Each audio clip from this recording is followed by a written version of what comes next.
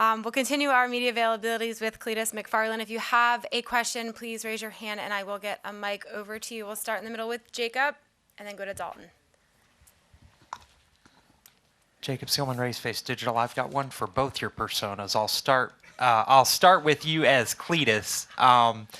You were here. We saw the video on your YouTube channel of bringing Dale Jr. down, taking the Dale truck down the back straightaway with a couple of drag passes.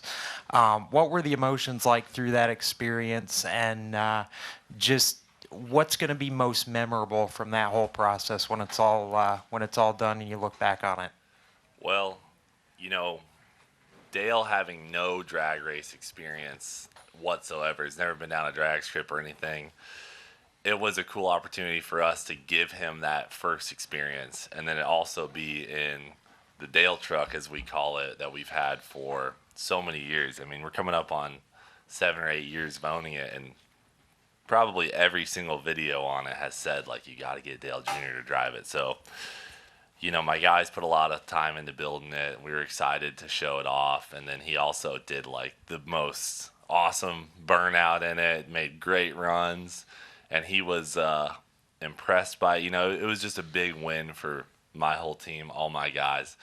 And I loved seeing him a little scared or something. You know, he let off the gas on his first hit because it was so fast. And it was just hilarious. I mean, he's so cool. We've all looked up to Dale Jr.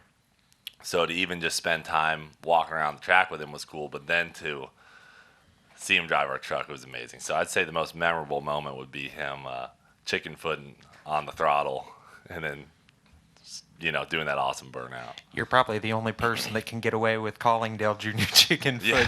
Yeah, not get knocked upside the head. It's one of those things, you know, if you chicken foot the gas on any of our videos, like you're done. You're toast. We all just are gonna roast you. And he knew he messed up when he came back. I said, man, the truck did something weird. And he's like, well, I might have let off the gas, you know, and then we pulled up the data log and it was all over for him. You know, we had to do what we had to do. And this process from Daytona to here, all the big names that you've now been able to lean on and work with and kind of absorb knowledge from as you've started this ARCA journey, what has it been like emotionally, mindset-wise, as Garrett Mitchell, the race car driver, outside of just the social media boon that this has been for you? Yeah, well, you know, all the guys that I've met, you know, Biffle and Junior and, you know, Alex Bowman I've been friends with for a long time, they all offer a lot of great advice. But through this process, like you said, you know, the Garrett side of things, I've just become really good friends with them. So it feels natural to hang out with them now, and their advice comes across as they actually want me to use it, and I try to be as mindful as I can of so many different perspectives while I'm out there racing. But obviously I only got 19 laps in Daytona or whatever it was. So, you know, today, just like Ricky said, I've kind of combined everyone's advice into just being patient and surviving down, you know, in the field, because I'm 27th or something like that. And so I'm just combining as much knowledge as I can to try and make the right decision. But it's cool having all these friends that are willing to take the time to give me their advice. I mean, everyone's got 10, 15, 20, 25 years of advice, so it's great. I feel really lucky. We'll go over to Dalton and then down here to Jenna. Garrett. Yep. Garrett, Cletus. Whichever works. Whichever works. Do you have a story from the Boulevard that what's the wildest story that you've got maybe from the Talladega Boulevard? This you give me. Let me tell you something about the Talladega Boulevard. You know, I preach, you know, just living the freedomatic life of being an American. But I don't know if I really knew the true meaning of freedom till I stepped foot on Talladega Boulevard. I mean, we're parked up and there's just action happening. I can't get into the details because honestly, it's not cool, man. Whatever happens on Talladega Boulevard has to stay there. I would say that if I posted some of the things that we saw, my channel would be deleted. It's just action. It's like you just don't know till you know. You go on Talladega Boulevard, you're seeing purebred Americans enjoying life to the absolute maximum. They love two things. That's boobs and turning left. You know what I mean? That's Talladega Boulevard down there, and they're just living that life. We'll go to Jenna here in the front.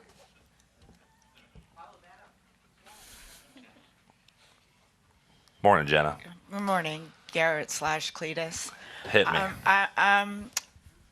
I noticed that you were Garrett when you first started, and then in the second answer, you were both a mixture of Garrett and Cletus. So how do you decide when you're which person, or are you just schizophrenic and like they just pop I'm up? schizophrenic for sure. I don't know, You worked in both personalities in this last one. I don't know. Like, when I first started the Cletus thing, it was like a redneck persona. And then, like, just slowly, Garrett and Cletus have merged into one. And, like, it really depends on the environment, right? Like, when I get in trouble and, per se, have to go to the ARCA hauler for a chat, that's Garrett. He's going in there. The other night, we were at a campground, and Jack Stand fired up the water slides, and the employees were really mad, and Garrett had to go handle that situation. I had to go talk to the owner. But then when I pulled through the gates of Dega, I'm just Cletus. It's like I really can't control it. I just I don't know. It's a good question, actually. I think I just live my life as both, or maybe it's just one now. Yeah, I mean, it really doesn't matter what people call me. I just am who I am now, and I just try to live my life how I want and have as much fun as possible with my friends. Like, winning with your friends is the best, and so we just travel around and have a good time, no matter who we are. Yep. We'll go in the back to Zach. Zach Ready, kickingthetires.net. Obviously, with such a massive following online, a lot of influence, goes to your channel. What drivers do you follow that stand out to you online? And possibly, you asked Ricky for advice. What would your advice be to drivers to perhaps branch out if they choose to do so? Like you're saying, to help drivers with social media stuff? Well, I think a lot of the drivers, who are in Cup, they have so much experience. They've been around for a while, and social media didn't really blow up when they were getting into it. So I do see some drivers who are really doing good jobs on social media, and some that you just don't see much from. I don't know specifically who I'd call out on that. I mean, I root for Alex Bowman the most, just because him and I have been friends for so long, and I'm just trying to think of how to articulate your question. Like, if they I do feel like there's a major lack of YouTube opportunity in the garages. Like, if I was a Cup guy, I personally would be filming all that stuff. Just, we film all our videos on an iPhone, and maybe it does exist and we don't know about it, but like the same thing I do at my shop every day, working on the drag cars and stuff, like that could easily be done in a Cup garage. But I think there's a lot of secretism about the car setups and stuff, and that could easily be avoided. But like, there's so much to show, and I think the audience is kind of begging for it. So if a couple of these drivers, I don't know who's going to be first, starts showing what's going on, in their day-to-day life. I think Carson Hocevar specifically is probably doing the most right now with the live streams and stuff. But like, if once someone picks up their iPhone and goes in their garages and is like showing the day-to-day struggles, because to me from the outside, like, it just seems like all the Cup teams are like so dialed in, so locked in, but we all know behind the scenes they're having some shit show days, for lack of better words, and we'd love to see it. Like most of my videos that have done the best are on my worst days at the track, when I throw a rod out the side of a motor. People love those videos for some reason. And it is hard some days posting it, but like, man, I'm telling you, once one driver really throws, some cool, just homemade style YouTube videos up, and it may exist.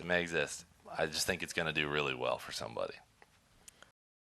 Here to Bob, and then we'll take one last question from Steven. Bob Hawkers, Fox Sports. Do you feel like you're taken seriously yet from the other ARCA drivers? Well, I mean, I only have 19 laps. So, and, I think the other drivers understand that I am here I'm here not just as a driver. I'm here as, to make our YouTube videos. They know that. So they know that I might not take this as serious as them, but I think all the drivers have a good understanding of that, and they know that I'm out there to race. Like in Daytona, I went out wrecking, right? And but I feel like it wasn't anything that I caused. And if I went out there and made a fool of myself, and wrecked a bunch of people, I think they wouldn't take me seriously. But I haven't done anything yet that would cause them to not take me seriously. I don't think so. Oh, good question. We'll come down here to Steven. Steven Toronto, CBS Sports. Cletus, you mentioned only making 19 laps in the ARCA race at Daytona. Yeah.